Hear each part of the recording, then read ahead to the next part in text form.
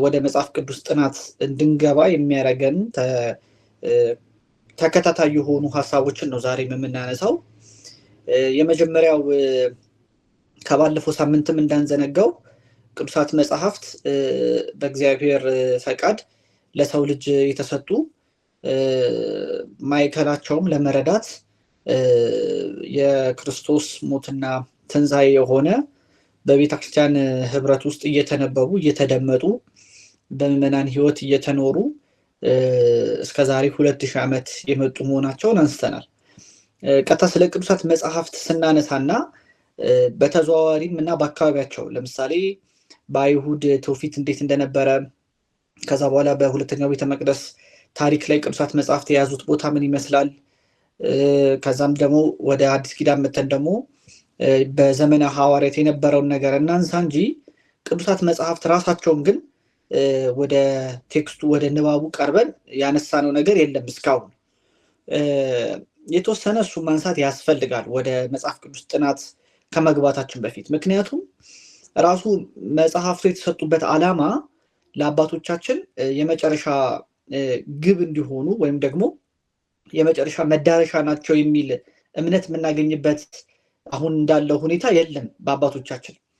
እንደውም ለዮሐንስ አፈወርቅ አይነት መሰል የቤተክርስቲያናችን የወርቃማው የአባቶቻችን ዘመን የተባሉት የስብከት ታላላቅ አባቶች መምህራን ቅዱሳን ላይ ቅዱሳት መጽሐፍት የሰው ልጅ የውድቀቱ ውጤት ናቸው። በተለይ በማቴዎስ ወንጌል ምዕራፍ 1 መግቢያ ላይ ሆሚሊ 1 ላይ ዮሐንስ አፈወርቅ ይህን ይናገራል። ቅዱሳት መጽሐፍት ለእኛ የተሰጡን ከአምላክ ጋር ያለን አስቀድሞ የነበረው ግንኙነት ስለተቋረጠ ነው እና ቅዱሳት መጽሐፍት አምላክ የሰው ልጆችን ለመፈለግ ወደ ሰዎች ሕሊና ለመቅረብ ወደ ሰዎች ሐሳብ ለመቅረብ የመጣበት የትህትና መንገድ ነው። በጽሁፍ ያለ የእግዚአብሔር ቃል ማለት ነው። ጽሁፍ ላይ የሰፈረ በሰው ቋንቋ በሰው ለቦ ሊገነዘብ ልንረዳው የምንችለው ማለት ነው። ጸሐፊው የቅዱሳት መጽሐፍት ጸሐፊ የሰው ልጅ ነው ማለት ከ40 በላይ ጸሐፊዎች ናቸው አለ። ለምሳሌ የመጀመሪያዎቹ 5ቱ ብሔረ ኦሪትን የጻፈው ሙሴ ነው። በቅዱስ ትውፊት እንደምንረዳው በቤተክርስቲያን ሙሴ ነው ጽፏል ብለን የምናምነው። ስለዚህ ሙሴ ሰው ነው። ወንጌላቱን የጌታችን የመሬታችን የኢየሱስ ክርስቶስ ቅዱስ ወንጌል ቅዱስ ማቴዎስ እንደጻፈው ነው የምንለው። ማቴዎስ ነው የጻፈው፣ ማርቆስ ነው የጻፈው፣ ሉቃስ ነው የጻፈው፣ ዮሐንስ ነው የጻፈው። ሰዎች ናቸው እየጻፉት ያሉት። በመንፈስ ቅዱስ መሪነት እንመጣለን፣ ግን ሰዎች ናቸው እየጻፉት ያሉት። የእግዚአብሔር ቃል ወደ ነቢያቱ መጥቷል። ነቢያቱ ናቸው ነቢያትን የጻፉት። የእግዚአብሔር ቃል ሁልጊዜ ወደ ነቢያት ሲመጣ እንመለከታለን። የነቢያትን መጽሐፍ ስናነብ አይደለም የእግዚአብሔር ቃል እንዲህ ሲል ተናገረኝ፣ የእግዚአብሔር ቃል ወደ እኔ መጣ፣ ልክ ሙሴን ያናገረው እንደነበረ ማለት ነው። ስለዚህ እነዚህ መጽሐፍት አምላክ ወደኛ ሕሊና የቀረበበት መንገዶች ናቸው። ክርስቲያኖች አምላክ ወደኛ ሕሊና የመጣባቸው እኔና እናንተ በኃጢአት ከወጣን በኋላ ከገነት ገነትን የመሰለች ርስት አምላክን እግዚአብሔርን የመሰለ አምላክ ካጣ በኋላ አዳም ይባላል በአባቶቻችን አገላለጽ። በፊት አዳምና ሔዋን አዳምና እግዚአብሔር ይኖራቸው የነበረውን ግንኙነት ከተቋረጠ በኋላ የሰው ልጅ በምድር ላይ ሲባክን እግዚአብሔር አምላክ የእሱን ሕሊና ለመጠበቅ ወደ እሱ የሚመጣበትን መንገድ ለማቅናት የሰጠው የመገናኛ ድልድዮች ናቸው ቅዱሳት መጽሐፍት። በቃል የተነገረ ትውፊት አለ። በቃል የተነገረ ለተለያየ ጊዜ በተለያየ ቦታ እግዚአብሔር አምላክ በቃል አባቶችን አናግሯል። በራእይ በምሳሌ በተለያዩ ምልክቶች እግዚአብሔር ሕዝቡን አናግሯል። እነዛ ራእይ፣ ምሳሌዎች፣ ምልክቶች አብዛኞቹ ለኛ በቅዱሳት መጽሐፍት ወርደዋል፣ ተሰጥተውናል። ብዙ አይነት ታሪክ፣ ብዙ አይነት ቦታ፣ ብዙ አይነት ትርክት፣ ብዙ አይነት ይዘቶችን ይዘው ወደኛ መጥተዋል። በተለይ በብሉይ ኪዳን ቅዱሳት መጽሐፍት መሰረት እነዚህ መጽሐፍት እኔና እናንተ በራሳችን ያገኘናቸው ወይም ደግሞ የኔና የእናንተ የአይምሮ ውጤቶች አይደሉም። እግዚአብሔር አምላክ እኛን ለመፈለግ የሰጠን ናቸው። እኛን የሰጠን ናቸው። ወደ እኛን የመጡት እነዚህ ሰጪውም እግዚአብሔር ነው። የሰው ልጅ ተቀባይ ነው። ይሄን መርሳት የለብንም ቅዱሳት መጽሐፍትን ስናስብ። ምንጫቸው ሰማያዊ ነው ብለን ስንናገርም ሰማያዊ የሆነው ምንጫቸው በእግዚአብሔር ፈቃድ መሰጠቱ ብቻ ሳይሆን እኔና እናንተን ወደሱ እንዲመራንና እንዲያደርሰን የተሰጡ መሆናቸው ነው። አንድ ነገር የተጻፈ ሆኖ ግን ሲመጣ በጽሁፍ የሰፈረ ሲሆን በብራና ላይ በተለያየ ፓፒረስ ላይ የሚጻፍ በተለያየ አይነት መንገድ ይጻፍ፣ በጽሁፉና በአንባቢው መካከል ያለው ተግባቦት ምን አይነት ነው ብለን መጠየቅ አለብን። ምን አይነት ነው? እናንተ አሁን ብዙ ነገር አንብባችኋል። አንዳንዶቻችሁ ጋዜጣ ልታነቡ ትችላላችሁ። አንዳንዶቻችሁ ልቦለድ ልታነቡ ትችላላችሁ። አንዳንዶቻችሁ ድርሰቶችን ወይም ደግሞ የሰዎችን ባዮግራፊ ማንበብ የለመዳችሁ ልትሆኑ ትችላላችሁ። አንዳንዶቻችሁ ምንም ሳታነቡ ሶሻል ሚዲያ ላይ ብቻ ብታነቡ ልትሆኑ ትችላላችሁ። የፌስቡክ ፖስቶች የመሳሰሉት፣ የዩቲዩብ የኢንስታግራም ፖስቶች፣ አጫጭር ጽሁፎችን። በእናንተና በተጻፈው መካከል ያለው ግንኙነት ምንድን ነው? በጣም ተለዋዋጭ ነው።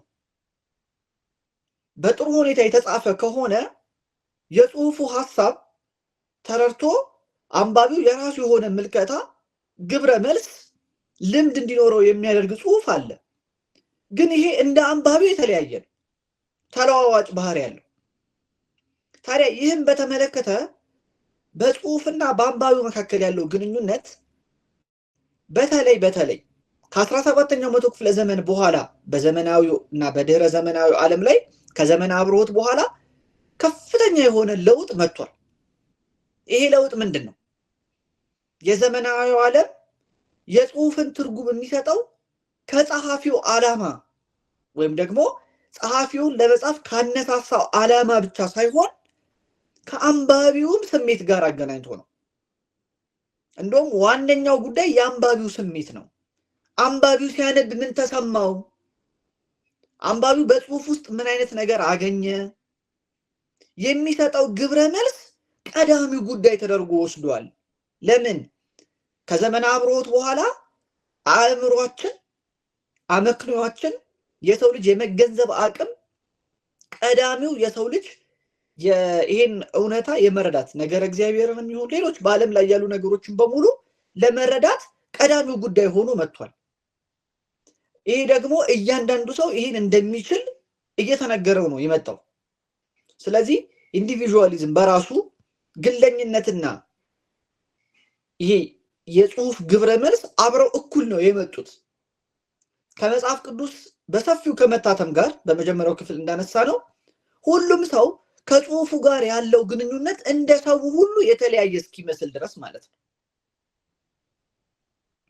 ስለዚህ እግዚአብሔር የሰጠበት ዓላማ ጸሐፊው በጻፈበት አውድና ሁኔታ ውስጥ የተሰጠው ትርጉም ሁለተኛና ሶስተኛ ጉዳይ ወይም ደግሞ ኢቭን ኮንሲደር የማይደረግ ይሆንና ዋነኛው ዓላማ አንባቢው የሚሰማው ስሜት ይሆናል። ምንድነው የተሰማ ስሜት? ይሄን ስታነብ ምን አይነት ስሜት ተነሳ አንተ ውስጥ? ደስ የሚል ቃል ነው የሰማሁት እንላለን። ደስ የሚል ነገር ነው የነበብኩት፣ ቃሉ በጣም ልቤን ነክቶታል እንላለን። የተለመዱ ቃላቶች ናቸው እነዚህ።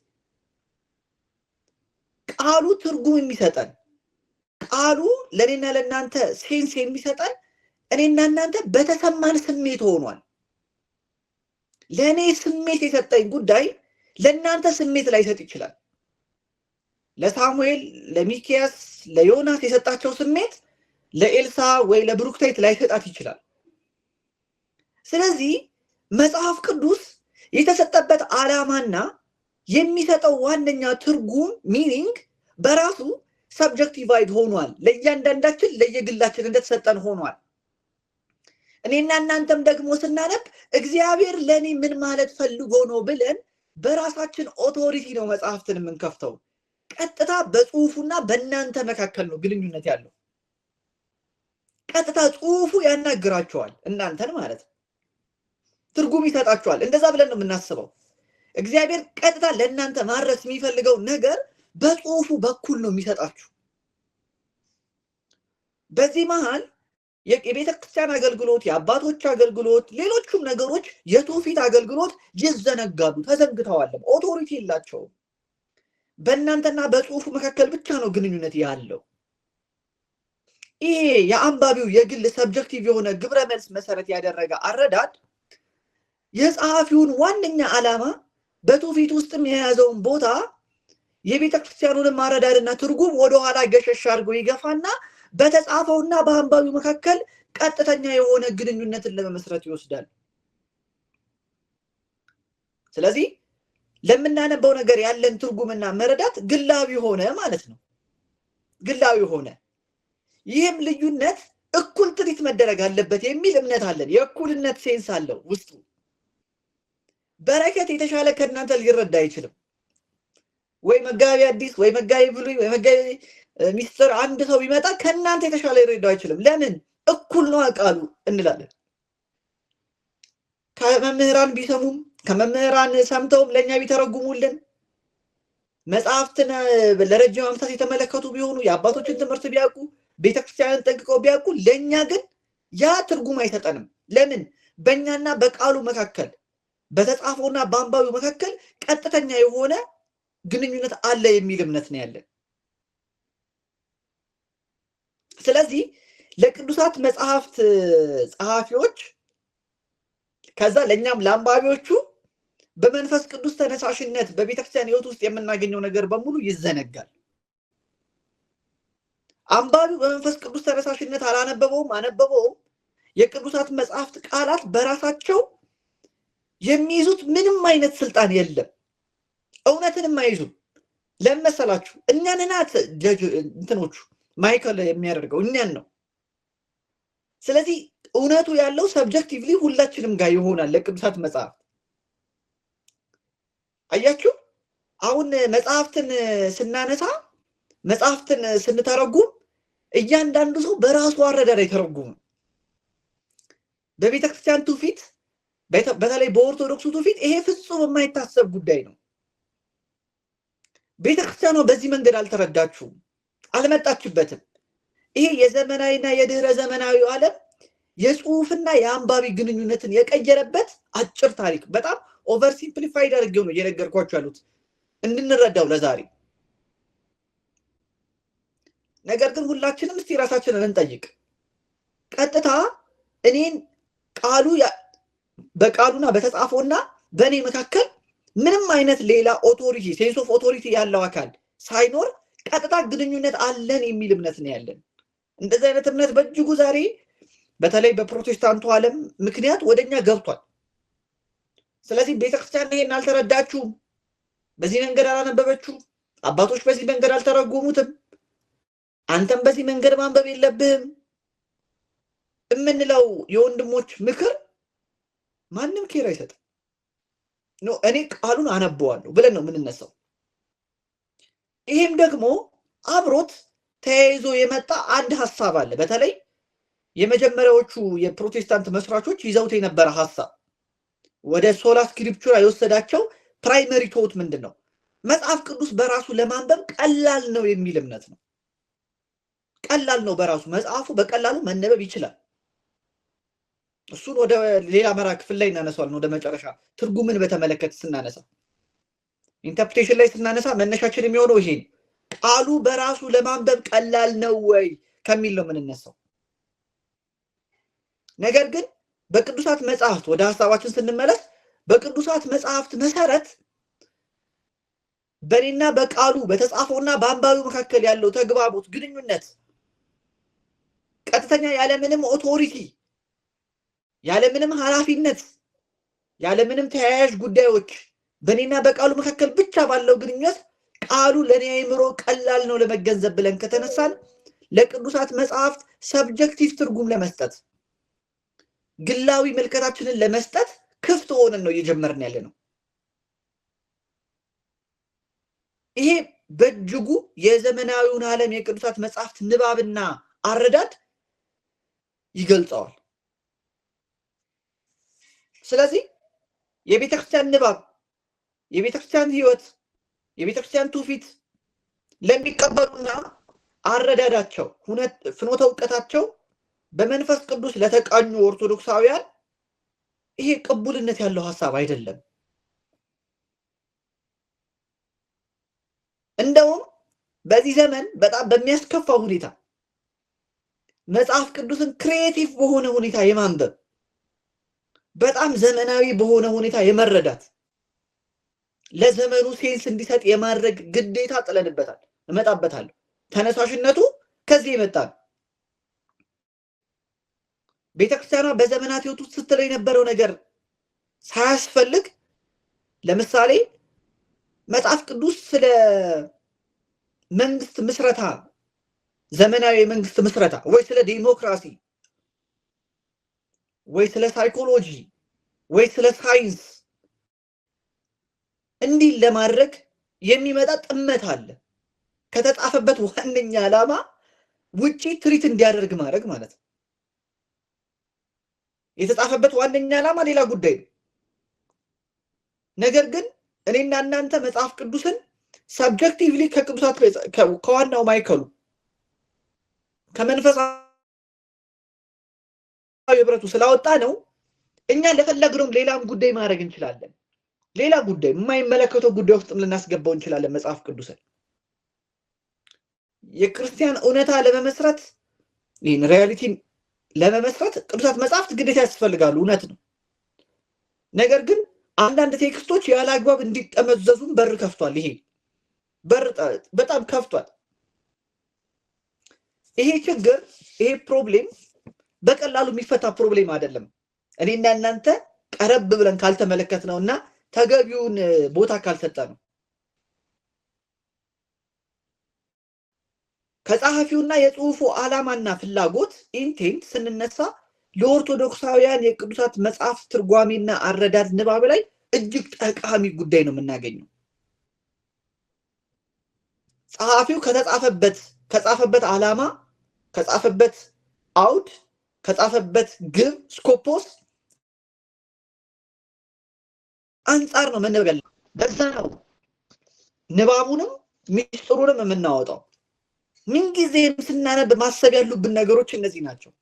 የመጀመሪያው ምንድን ነው? እንደ ኦርቶዶክሳውያን ስናነብ ቅዱሳት መጽሐፍቱ ያለ ኮንቴክስት ስላልተጻፉ ኮንቴክስታቸው መታሰብ አለባቸው። እንዴት ነው ይሄ ነገር የቀረበው? እንዴት ነው ፕሬዘንት የተደረገው? አውዱ ምንለው ማለት ነው። አውዱ ምንድን ነው? የመጽሐፉ አውድ ምንድን ነው? የተጻፈበትስ ዓላማ ምንድን ነው? አውዱ ምንድን ነው እየነገረን ያለው? በመጀመሪያ ለኔ ሳይሆን ለኔ ሰጠኝ ኤግዛክት የቃሉ ትርጉም ሳይሆን በመጀመሪያ አውዱ እያለበት ያለበት ትርጉም መገንዘብ አለብን። ኮንቴክስቱ ሊኖር ይገባል። ቅዱሳት መጽሐፍትን ስናነብ ዛሬ ብዙዎቻችን ልናነብ ስንል ትርጉም ሳይሰጠን ሲቀር ዘግተን እናስቀምጠዋል። ትርጉም ካልሰጠኝ ለምን አነበዋል? በቃ ይዘጋና ይቀመጣል። ምክንያቱም አውዱ የለንም። የቅዱሳት መጽሐፍቱ ልናነብበት ልንረዳበት የምንችለው አውድ የሚመች ቦታ አልተቀመጥንም። እኛ አውዱን የምናገኘው ከየት ነው? አውዱን የምናገኘው ከመምህራን ነው። አውዱን የምናገኘው ከመጽሐፍቱ መግቢያ ላይ ነው። አውዱን የምናገኘው ከሙሉ መጽሐፉ ኦቨርቪው ላይ ነው። አውዱን የምናገኘው በማንበብ ነው። በራሱ ዛሬ ማንበብ ስንል በቤተክርስቲያን ህይወት ውስጥ ክርስቲያኖች እጅግ የንባባችን ዝቅ ከማለቱ የተነሳ አንድ ምዕራፍ ሙሉ ለራሱ የማንበብ ፍልንተን የለንም፣ አቅም የለንም።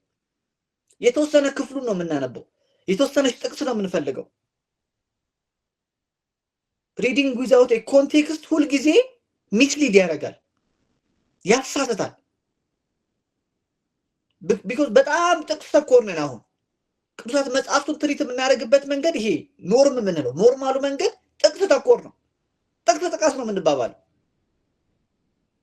ዕብራውያን ለመረዳት ጥቅስ ነው የምናስበው። በመጀመሪያ የዕብራውያን መልእክትን የሆነ ጥቅስ ጠቅሰን ይሄ ምን ይላል ነው የምንለው እንጂ ዕብራውያን የተጻፈበትን አውድ አናስተውለውም።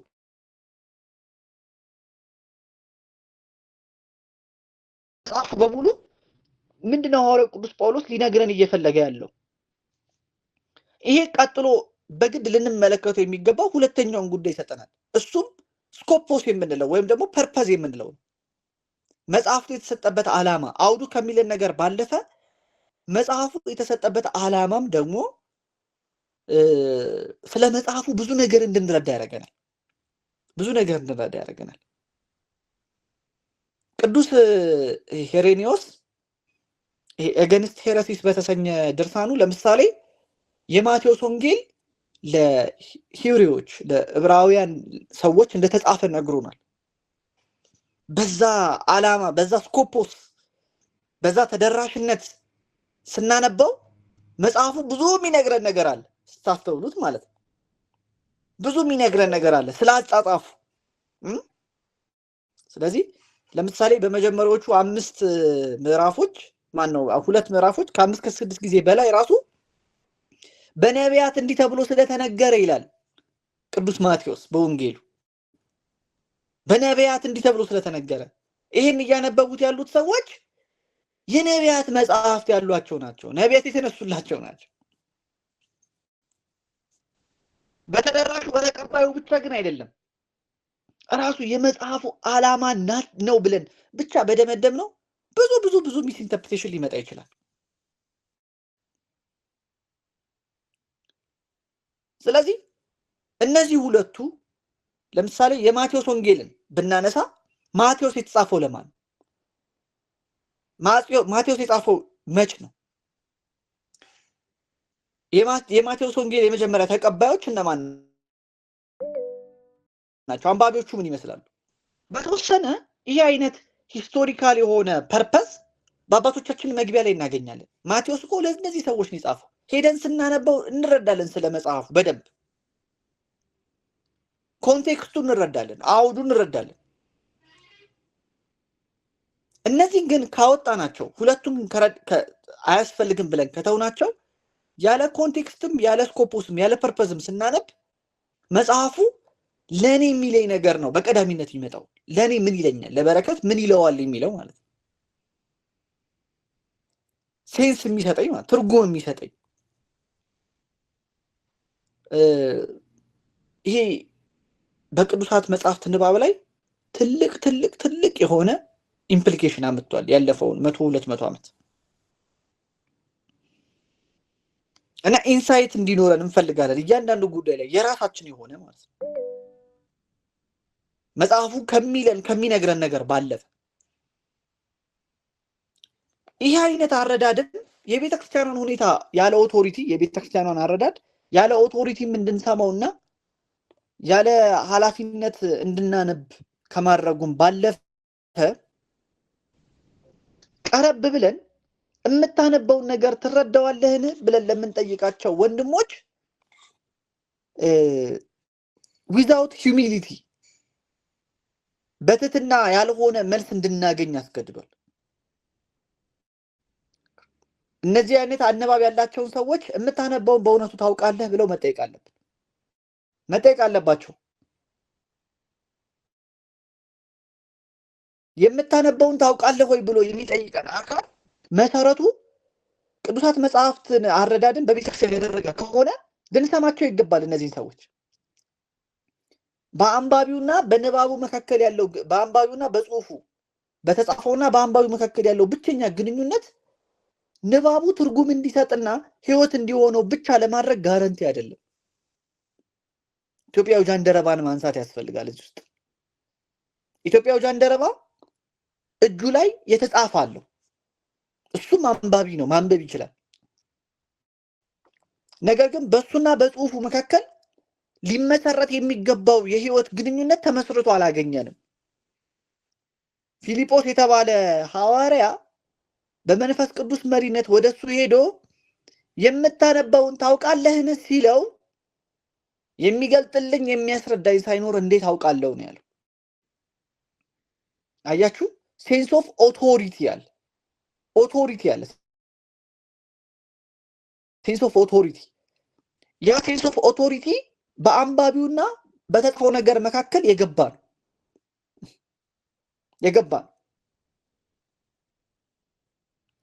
ኢሳያስን ይዞ አልተረዳውም።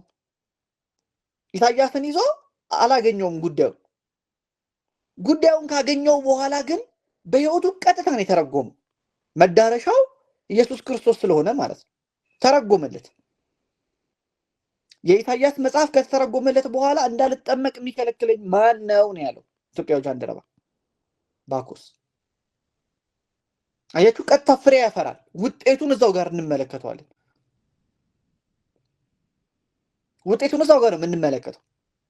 ሐዋርያው ቅዱስ ጳውሎስ መልእክት ከላከ በኋላ የቅዱስ ጴጥሮስ መልእክት ላይ እንደምናገኘው የከበዳቸው ለመረት የከበዳቸው ሰዎች ነበሩ።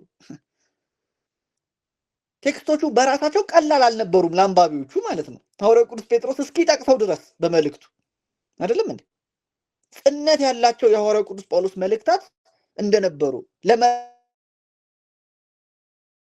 ያዳግታቸው ማለት ነው። ይህን እኮ እናንተ መገመት የለብንም። ተጽፏል ራሱ ቅዱሳት መጽሐፍቱ ላይ። አለማስተዋል አለ ማለት ነው። ከኤማውስ መንገደኞች የምንወስደው አለማስተዋል አለ። ያ አለማስተዋል፣ ያ አለመገንዘብ ለራሳችን ደስ የሚያሰኘንን የእግዚአብሔርን ቃል ብቻ መርጦ ወደ ማንበብ ስሜትና ስሜት ላይ ብቻ መሰረት ያደረገውን እንድንጠይቀው ነው ዛሬ ሶስተኛውን ክፍል ትምህርት እንድንይዘው የፈለኩት። ስሜት ካልሰጠን ለኔና ለእናንተ የስሜት ሪስፖንስ ከሌለው ቆስቋሽነት ከሌለው አንሰማውም፣ አናነበውም። ለምን ይመስላችኋል? ብዙዎች በአህዛብ መዝሙርና ስብከት የሚማረኩት ብዙዎች በአሁን ዘመን ላይ ክርስቲያኖች ሆኑ ኦርቶዶክስ ሆኑ ወንጌል ስለሌለ ነው? ወንጌል ሳይሰበክ ቀርቶ ነው? ቅዱሳት መጽሐፍቱ ሳይነበቡ ቀርተው ነው? ክርስቶስ የመሰረታቸው ሚስጥራት ሳይኖሩ ቀርተው ነው? ክህነት ሳይኖር ቀርቶ ነው? መስዋዕት ሳይኖር ቀርቶ ነው? አይደለም። ብዙ ሰው ልቡ በሌላ ትምህርት የተማረከው በሌላ ወንጌል የተማረከው ስሜት የሚቆሰቁስ ነገር ዘመኑ ዲማንድ ስላደረገ ነው። የስሜት ተነሳሽነት ስለሚያስፈልግ ነው። እነዚህን ቃላት ለመስማት ዛሬ የኢትዮጵያ ኦርቶዶክስ ተዋሕዶ ቤተክርስቲያን መጽሐፍ ቅዱስን በዚህ አይነት መንገድ ለማቅረብ ትውፊቷ ህይወቷ አይፈቅድላትም። ሳብጀክቲቭ የሆነ ትርጉም እንዲኖር፣ ዲሚኒሽናል የሆነ አከፋፈል እንዲኖር እንደፈለግን አድርገን የምንተረጉመው ማለት ነው።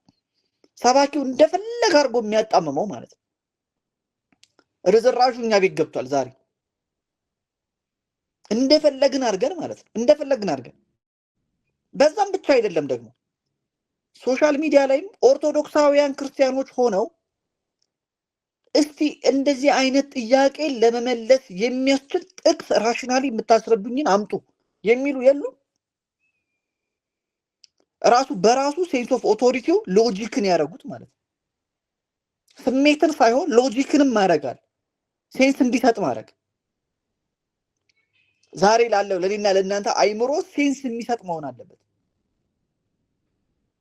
አክቹዋል ፋክቹዋል የሆነ ሂስቶሪካል የሆነ ጉዳይ እንዲገኝ የሚፈልግ ዊዝ ኤቪደንስ በማስረጃ አምጡልን የሚሉ ማለት። በዚህ አይነት መንገድ እንዲነበቡ በርደን ይዘው አይደለም እነዚህ መጽሐፍት የተጻፉት። እውነቱን ለመናገር የብሉይ ኪዳን የታሪክ መጽሐፍት ዛሬ እኔና እናንተ ታሪክ ብለን የምንተረጉመውን ትርጉም እንዲያሟሉ ተደርገው የተጻፉ መጽሐፍት አይደሉም። ናቸው ካልን ያልያዙትን ነገር ዲማንድ እያደረግንባቸው ነው። ስለዚህ ትርጉም አይሰጡንም። ከየት እናመጣዋለን? የብሉይ ኪዳን የታሪክ መጽሐፍት እኔና እናንተ ዛሬ ታሪክን በተረዳንበት መንገድ ተጽፈዋል ካልን አክቹዋል ፋክቹዋል መሆን አለባቸው። ከዛ ጋር የሚገናኝ አረዳድ የለንም። እኔና እናንተ እንደዛ አይደለም የምናነበው የብሉይ ኪዳን የታሪክ መጽሐፍት። ሎጂክን ካስቀመጥንበት፣ ሎጂክን እንደ ክራይቴሪያ ካስቀመጥንበት በአራት ወንጌላት መካከል ያለው ኮሄረንስ የናሬሽን ኮሄረንስ ትልቁ ፕሮብሌም ይሆናል። ኢየሱስ ክርስቶስ በማርቆስ ወንጌል ላይ የተሰቀለው 3 ሰዓት ላይ ነው። ካነበባችሁት የማርቆስ ወንጌል እንዴት ታስታርቁታላችሁ? ዊዝ ቴክስቹዋል አናሊሲስ ዊዝ ሎጂክ 6 ሰዓትና 3 ሰዓት ሎጂካሊ ልናጋጠመው አንችልም። ነገር ግን ቤተክርስቲያን የማርቆስ ወንጌል ተሳስቷል አላለች፣ ታነበዋለች። በ6 ሰዓት ላይ ተሰቀለ ለማለት የማርቆስ ወንጌልን አዘለው። እኔና እናንተ ግን ቁጭ ብለን ስናጠና እሱን ማስታረቅ አለብን። የማስታረቅ ስራ ማለት ነው። የቅዱሳት መጽሐፍትን የማስታረቅ ስራ ይሄ ሁሉ መጽሐፍትን ከኔና ከናንተ አይምሮ በታች ሪዳክት የማድረግ የመቀነስ ውጤት ነው። ተገዢ የማድረግ ሴንስ ኦፍ ኦቶሪቲውን የኔና የናንተ ሎጂክ የኔና የናንተ የስነ ጥናት ውጤት የማድረግ ውጤት ነው። ወደ ራሳችን ኢንተርፕሪቴሽን የመጎተት ወደ ራሳችን አረዳድ የመጎተት በተጻፊውና በአንባቢው መካከል ያለውን ግንኙነት ስሜት ተኮር ግለሰብ ተኮር ሰብጀክቲቭ የማድረግ ፕሮብሌም ማለት ነው። ይሄ ትልቅ ፕሮብሌም ይሄ ትልቅ ችግር ዛሬ አንድ ቤተክርስቲያንን የምንረዳበትና የምንመለከትበት መንገድ ላይ ከፍተኛ የሆነ አስተዋጽኦ አድርጓል። የኢትዮጵያ ኦርቶዶክስ ተዋሕዶ ቤተክርስቲያን ቅዱሳት መጽሐፍት ንባቧን በተመለከተ ያላት አረዳድ ለምን ልጆቿ በተለያየ በእንደዚህ በንባብ ትውፊቶች እየተጠቁ ስለሆነ ከመቶ ዓመት በፊት ይሄ ፕሮብሌም የለም ነበር። ለምን ሊትረሲ እስከዚህ ነው።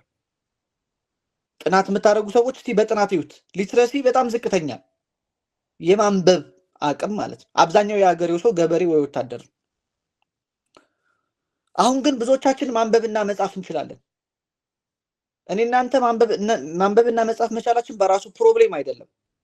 ነገር ግን የዘመናዊው ዓለም የዘመነ አብርሆት ቴንሽኖች ማህበረሰባዊ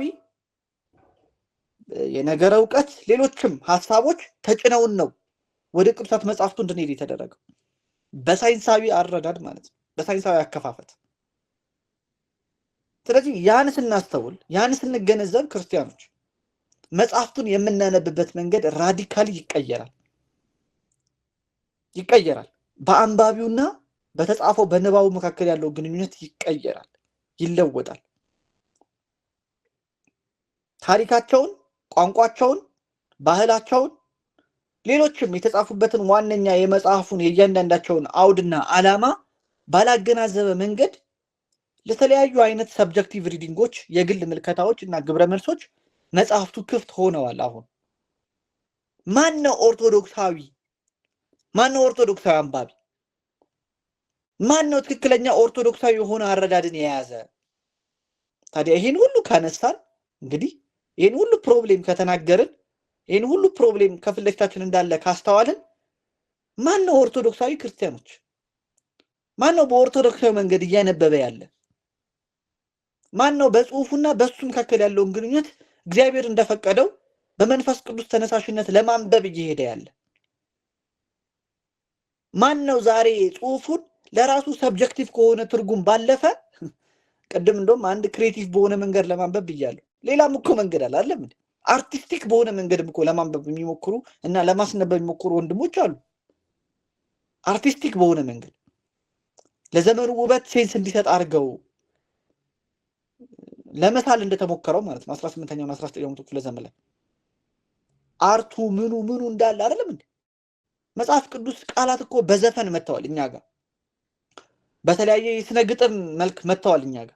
ትርጉማቸው ከቤተክርስቲያኗ ጋር አላይን ባያረግም የስነ ጥበብ ነፃነት የወለደው መብት ወደኛ እንዲመጣ አድርጓል። በዘፈን መንገድ፣ በግጥም መንገድ፣ በቲያትር መንገድ፣ በፊልም መንገድ የመጣ የለም እንዴ? ቃሉ ከሚለው ነገር ባለፈ አዲስ የሆነ ኤስቴቲካል እና አርቲስቲክ የሆነ ውበት እንዲሰጠው ተፈልጎ ኦርቶዶክሳዊ ነው እሱ ማለት እንችላለን? በምን መመዘኛ? ክርስቲያኖች መመዘኛ አለን ለዚህ? ከተጻፈበት ዓላማና ስኮፕስ ፐርፐዝ ውጪ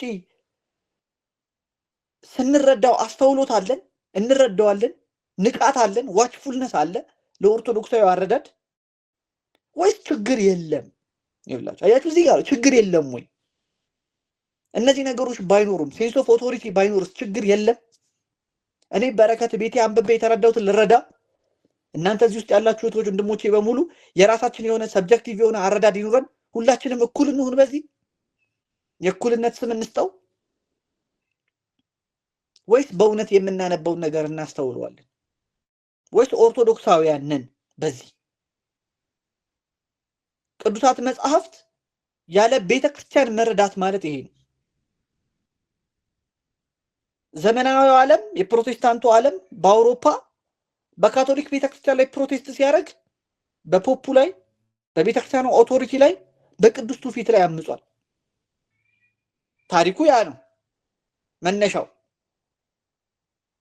ዛሬ እኔና እናንተ በተግባር ያንን እያላረገ እንደሆነ ምን ማስረጃ አለ ስናነብ? ምክንያቱም ፕራክቲካሊ አያስፈልጉም ብለን ወደ መሄድ ሄደናል አንለውም ስለማናስተውለው፣ ግን ተግባሩ ያንን ነው የሚያሳየው። ሴንስ ኦፍ ኦቶሪቲን አጥፍተናል። በእኔና በጽሁፉ መካከል ምንም አይነት በመሃል የሚገባ ነገር የለም። የኔ ራሽናል ያለ የመርዳት የማንበብ አቅም አለኝ፣ ቴክስቱ አለ፣ የተጻፈው ነገር አለ፣ ቀጥታ ግንኙነት እንመሰርታለን። ይሄ ፕሮብሌም ኦርቶዶክሳዊ ማን ነው ብለን እንጠይቅ ይጋብዘናል። ማን ነው ኦርቶዶክሳዊ?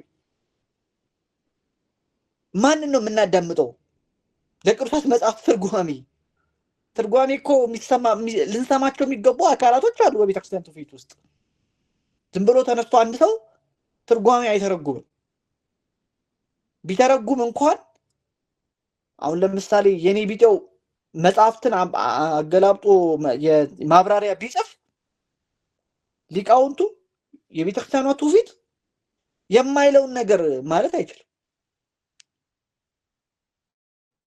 ቃሉ የማይለውን ነገር ማለት ነው። ለ2000 ዓመት ያላሉን ነገር ልናስብለው እንችላለን።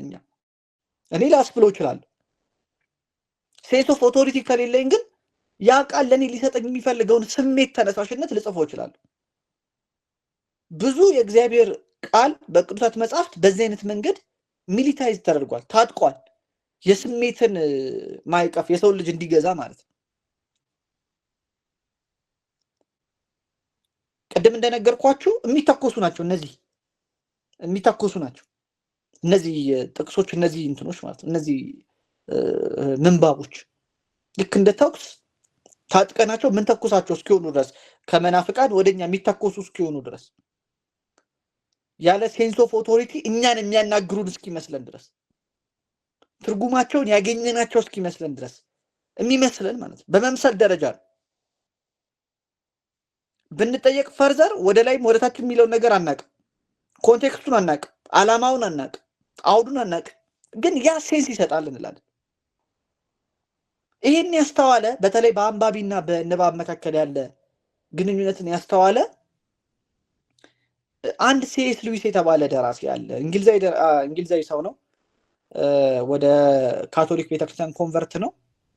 ዘመናዊ ዓለም ቴክስቹዋል የሆነ ጉዳይን የሚረዳበትን መንገድ የቀየረበትን የሰው ልጅን ጥፋት ምሳሌ አድርጎት ጽፏል። ዘ አቦሊሽን ኦፍ ማን በተባለ መጽሐፉ ላይ እና ተማሪዎች ወተርፎል ተመልክተው ያን ወተርፎል የተመለኩትን በስሜት እያንዳንዳቸው የተሰማቸውን ስሜት ነው እንዲገልጹ የሚፈለገው። ምን ተሰማህ ነው። ምን ተሰማህ? አንደኛው አሚውዝመንት ሊሰማው ይችላል፣ አንደኛው ደስታ ሊሰማው ይችላል፣ አንደኛው ሊያለቅስ ይችላል፣ አንደኛው ሊዘል ይችላል፣ አንደኛው ቃሉን ሰምቶ እጁን ሊያውለበልብ ይችላል። ኦርቶዶክሳውያን እንደዚህ አይነት ትውፊት አለን፣ አይተናል፣ ሰምተናል። ከየት የመጣ ይመስላችኋል? ይሄ ለተለያየ ሰብጀክቲቭ ትርጉም ዛሬ ደግሞ ሶሻል ሚዲያ ተመችቷል።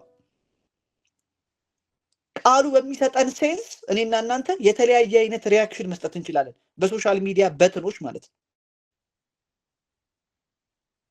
በተን አለ ሪያክት የምናደርግባቸው፣ ኮመንት የምናደርግባቸው። ይሄ በእኔና በእናንተ መካከል ቃሉ ሊይዘው የሚገባውን ቦታ በእጅጉ በፕሮቴስታንት ጥላ ላይ እንዲሆን ያደርገዋል። አንድ መምህር እንደተናገሩት የቤተክርስቲያን መምህር ልክ እንደ ደመና ያለው ካልቸር በዚህ ጉዳይ ላይ ይሄ ልክ እንደ ደመና አንደር ዘ ክላውድ ኦፍ የፕሮቴስታንት ትምህርት ነው ያለ ነው። እውነቱን ለመናገር ይሄ ዛሬ አሁን የመወያያ ርዕስ ባረኩት ኢሹ ላይ ብዙዎቻችን ተጠቂነን።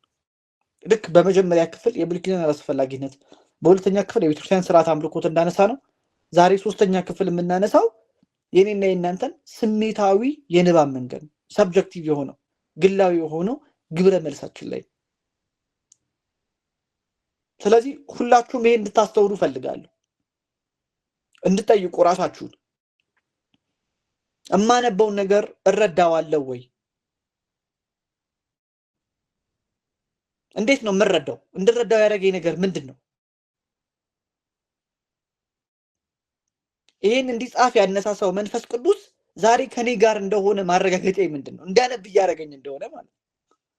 ኢንስፓይሬሽን እኮ ቦዝ ዌይስ፣ ጸሐፊው በመንፈስ ቅዱስ እንደሚነሳሳው ሁሉ አንባቢውም የእግዚአብሔርን ቃል ወደ ህይወቱ እንዲቀይር በመንፈስ ቅዱስ መነሳሳት አለበት። አይደለም እንዴ?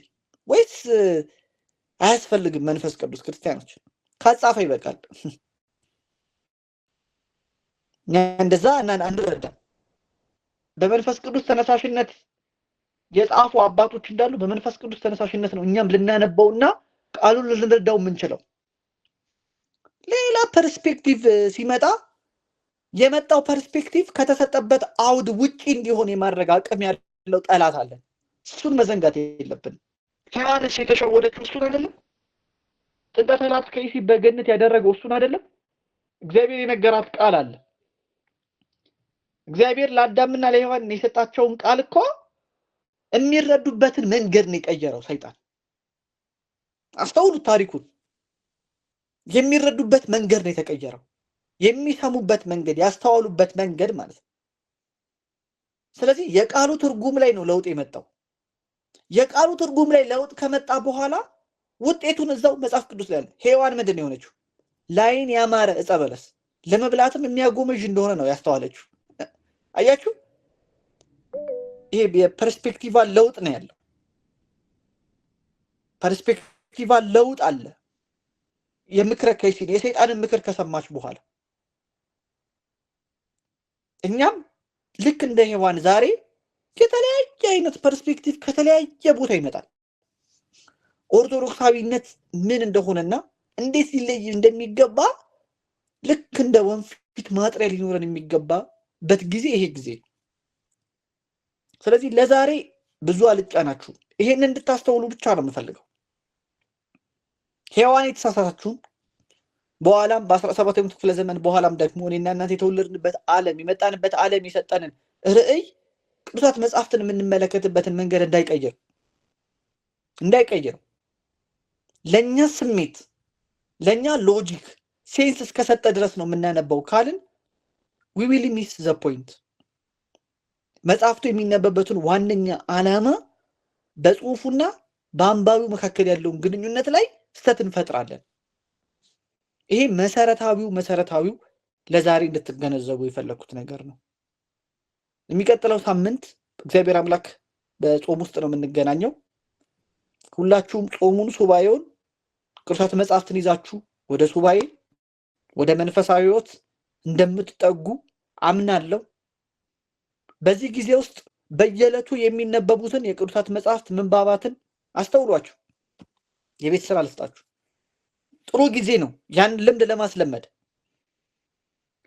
ነሐሴ ወር ላይ አወጣችሁ ግጻዌውን ለመመልከት ልመዱ። በየዕለቱ የተነበበውን ቅዳሴ የተነበቡትን ቅዱሳት መጽሐፍት አስቀድማችሁ መመልከትም በኋላም በማታ መመልከት ልመዱ። ራሳችሁን አስለምዱ። ወደ ቤተ ክርስቲያን መቅረብ ማለት ይሄ ነው። ከዛ ወደ አባቶች ወደ ሌሎችም እንመጣለን።